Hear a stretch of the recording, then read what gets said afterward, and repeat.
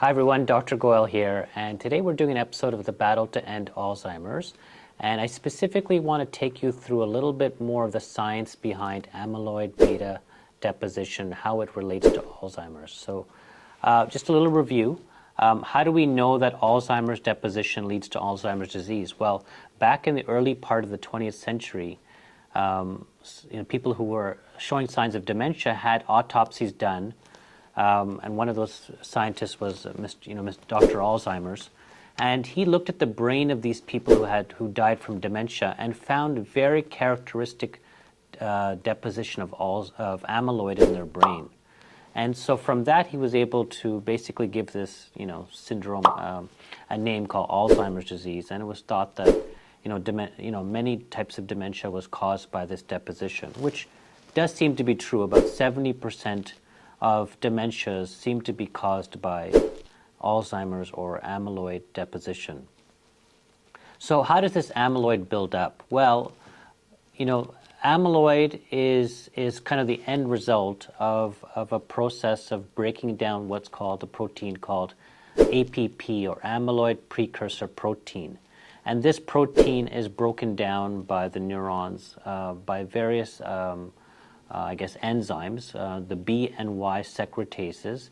And when we have problems or mutations in the APP gene, or in the secretases gene, or in something called the presenilin 1 and 2 gene, then that causes different types of amyloid proteins to build up, ones that are not so, dissolvable.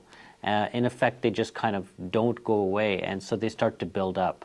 So, the first patients who were first found to have these amyloid deposits were people who had an autosomal dominant mutation in the APP gene, and these patients who had Alzheimer's running in their family had a very high risk of Alzheimer's. So basically we found that these genetic mutations and how amyloid was being processed in these neurons caused increased deposition of amyloid in the brain. So we now know that the deposition of amyloid begins decades before any symptoms. So if somebody gets Alzheimer's in their 80s, it's very possible that the deposition is beginning in your 50s. And this, what we call tau aggregation, begins at least years before in certain parts of the brain. So this led to what's called the amyloid cascade. And the amyloid cascade means what's the process of how does this damage happen within the brain. Well, first, like I said, amyloid builds up, amyloid beta. And then that amyloid beta leads to increased phosphorylation of tau protein. These tau proteins then form like a little plaque around the neuron, and then start to enter the neuron and form what's called tau tangles. These tau tangles activate the immune system and bring the microglia there. And the microglia are these neuronal cells that have a kind of a cleanup function. But if there's so much activation going on at the microglia, that can lead to the next issue, which is neuroinflammation. We now have heard many times about the problem of inflammation as a contributor to aging. This neuroinflammation leads to, neuronal dysfunction. The cells aren't working well because there's so much inflammation. And then that leads to a problem with glucose metabolism and decreased energy that the neurons can have access to. If the neurons don't have enough energy, that can lead to neuronal death. So that kind of gives you what we call the amyloid cascade. One of the ways of testing for amyloid deposition, as I mentioned in a previous video, is the PET scan, which can look at certain tracers to see if deposition is increasing.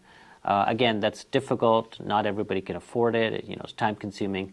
But the FDA has recently approved a blood test that can look at the ratio of different types of amyloid protein. One's called amyloid beta 42, which is higher in people who have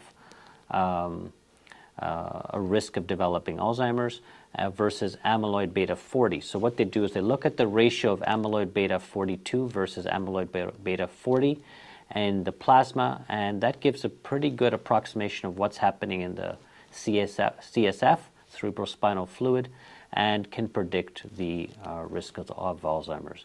So I hope this helps. This is a little quick primer on amyloid and how it contributes to amyloid disease. Next video I'll be doing on the biomarkers on tau and how that can help us in helping diagnose Alzheimer's earlier. Anyways, I hope this helped. Please, if you liked it, subscribe on our channel on YouTube. We're also on Instagram. We're at peakhuman.ca. You can always sign up for our rewards program. That would be really great. Anyways, we'll talk to you soon. Take care. Bye.